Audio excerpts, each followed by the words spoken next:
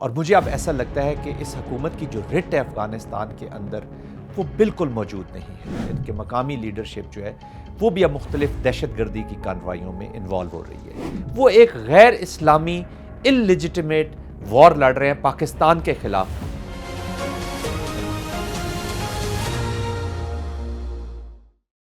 دیکھیں جی، ہمیں یہ امید کی جا رہی تھی کہ جب افغانستان میں یہ طالبان کی عبوری حکومت آئی تو جب جیسے کہ انہوں نے قطر میں معاہدہ بھی کیا تو یہ امید کی جا رہی تھی کہ یہاں پر تھوڑا سا بھی آرڈر آئے گا اور اس قوم نے، افغانستان کی حکومت نے، طالبان نے، انہوں نے گزشتہ جنگ سے جو اب ان کے بچے نسلوں سے لڑ رہے ہیں اس سے کچھ سبق سیکھا ہوگا اور یہ کچھ آرڈر لائیں گے. تو امریکہ کے جانے کے بعد جو ہماری ان سے امیدیں تھیں ان پر یہ مکمل طور پر اتر نہیں سکے. وہاں پہ نہ آرڈر آیا نہ گورننس یہ اسٹیبلش کر سکے. اور مجھے اب ایسا لگتا ہے کہ اس حکومت کی جو رٹ ہے افغانستان کے اندر وہ بالکل موجود نہیں ہے. اور مختلف لوگ، مختلف جو state within a state, ہر کوئی وہاں پر اپنی پالیسیز اپنا رہا ہے.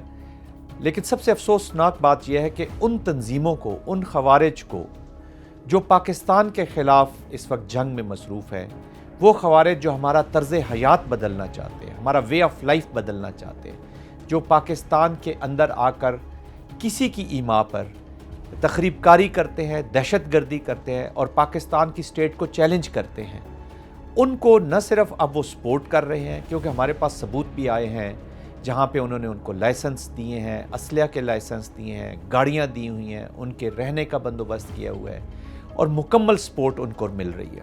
تو یہ ایک ناقابل قبول اور نہایت ہی خطرناک سچویشن ہے جس کا پاکستان اس وقت وکٹم ہوا ہے. وہاں ہم نے سمجھا تھا کہ یہ فورس آف آرڈر بنے گی، بلکہ یہ حکومت of force of disorder بن رہی ہے. اور مجھے لگتا ہے کہ مقامی کمانڈرز، مقامی پولیٹیشینز، ان کے مقامی لیڈرشپ جو ہے وہ بھی اب مختلف دہشت گردی کی کارروائیوں میں انوالو ہو رہی ہے، جو پاکستان اور افغانستان کے ریلیشن شپ کو خراب کر رہی ہے. اور اس موجودہ صورتحال کا سب سے بڑے جو وکٹم میری نظر میں ہے وہ افغان عوام ہے. وہ عوام جو اب بہت عرصے سے، طویل عرصے سے جنگ کے بیچ میں جھونک دی گئی ہے، انہوں نے جنگ لڑی ہے، ان کے بچوں کو امن چاہیے تھا، ایک آرڈر والا افغانستان چاہیے تھا، لیکن ان کی کوئی سنی نہیں جا رہی. وہ پاکستان میں یہ تخریب کاری کر کے جب بارڈر پر سختیاں ہوتی ہیں، جب ٹریڈ رکتا ہے، اکنامک ایکٹیویٹی رکتی ہے، تو اس میں جو افغانستان کے اندر بھوک اور افلاس ہے اس میں اضافہ ہی ہوگا، اس میں کمی نہیں ہوگی.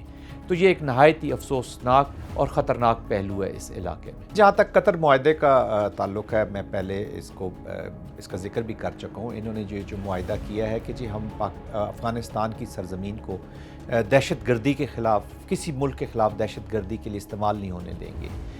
یہ معاہدہ ان کا امریکہ کے ساتھ ہے اور شاید امریکہ کے ساتھ یہ کسی ڈیل میں، میرے خیال میں یہ ایسا ممکن نہیں ہے. دیکھیں، امریکہ تو یہاں سے چلے گئے. انفارچونیٹلی امریکہ جب بھی اس ریجن سے گیا ہے جب سے، تو یہاں پہ کیاس اور کیاٹک سچویشن ہوئی ہے. وہ اس کو مکمل طور پہ ایک امن کا گہوارہ نہیں بنا سکا اس کو. میں نے جیسے پہلے کہا کہ یہ اسٹیٹس مین تو ہیں نہیں، یہ کوئی پولیٹکس یا کسی ڈیموکریسی یا کسی سسٹم کے تحت تو یہاں پر حکومت میں آئی نہیں ہے. جو گنز تھیں یا جو بیٹل تھی یا وار تھی وہی ان کا مین انسٹرومنٹ آف پالیسی رہا ہے. تو ابھی دیکھتے ہیں کہ ان کی جو پالیسیز بھی ہیں وہ بھی جو سو کالڈ جہاد یا جو ٹی ٹی پی تو اس کے ساتھ، اور وہ جو لوگ اس جہاد میں ان کے ساتھ شامل ہیں جنہوں نے سپورٹ کیا، اب وہ ان کے بیگیج سے اپنے آپ کو دور نہیں کر پا رہے. تو وہاں پر کچھ لیڈرشپ کے ذہن میں یہ سوال بھی پیدا ہوتا ہے، یہ ایک چیز بھی آتی ہے کہ یار یہ ہم جب یہاں پہ آپریشنز کر رہے تھے تو اس وقت ان لوگوں نے ہمیں سپورٹ کی، تو اب ان کے آپریشنز میں ہمیں ان کو سپورٹ کرنا چاہیے. حالانکہ اس وقت جو جنگ تھی وہ پہلے رشیا کے خلاف اور بعد میں امریکنز کے خلاف لڑی گئی. وہ ان کے سرزمین پر غیر ملکی افواج آئی ہوئی تھی. جو بھی ان کے آبجیکٹیو تھے، لیجیٹیمیٹ وار تھی یا نہیں اس ڈسکشن میں نہیں جانا چاہتا، لیکن وہ ایک پرپسفل وار تھی اگینسٹ دوز پیپل جو افغان سرزمین پہ آئے ہوئے تھے. اب جب اس کانٹیکسٹ میں یہ تحریک طالبان کو، ٹی ٹی پی کو، خوارج کو، ان لوگوں کو جب سپورٹ کرتے ہیں تو they are not fighting a legitimate وار.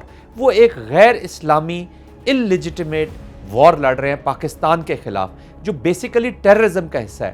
اس کے پیچھے اور کون سے عوامل ہیں ان کو دیکھنے کی ضرورت ہے. دیکھیں ابھی کسی کو کوئی شک نہیں رہ جانا چاہیے کہ کلبھوشن کے بعد انڈین انوالومنٹ اور ان لوگوں کو استعمال کرنا، پاکستان کے خلاف ایز اے پراکسی استعمال کرنا، وہ اب سب کے اوپر عیاں ہو چکا ہے۔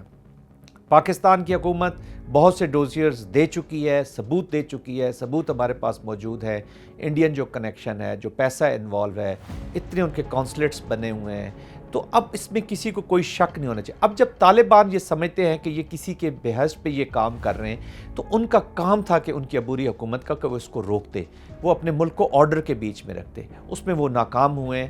میرا خیال میں ان کا کوئی رٹ نہیں ہے، ان کا کوئی پالیسی کنٹرول نہیں ہے۔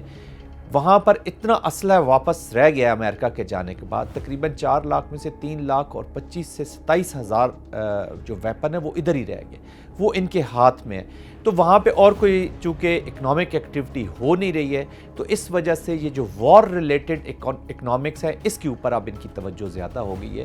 تو میں نہیں سمجھتا کہ ایز اے اسٹیٹ امریکہ کی کوئی پالیسی ہوگی کہ آپ ہمارے خلاف، کیونکہ امریکنز تو اب اس ریجن میں ہے نہیں، اس ایریا میں ہے نہیں کہ ان کو اس معاہدے پہ اس طرح سے فرق پڑے اور وہ ان کو فری ہینڈ دے دیں کہ وہ یہ ٹیررزم کو دوبارہ پاکستان میں یا ایکسپورٹ جو اس طریقے سے کر رہے ہیں۔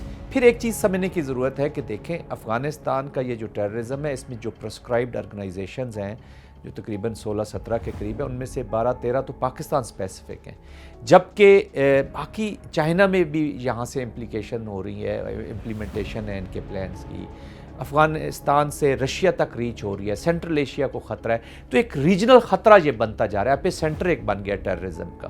تو میرے خیال میں یہ ان کا رٹ اور کنٹرول نہیں ہے، جس کی وجہ سے یہ کاروائیاں بڑھ رہی ہیں۔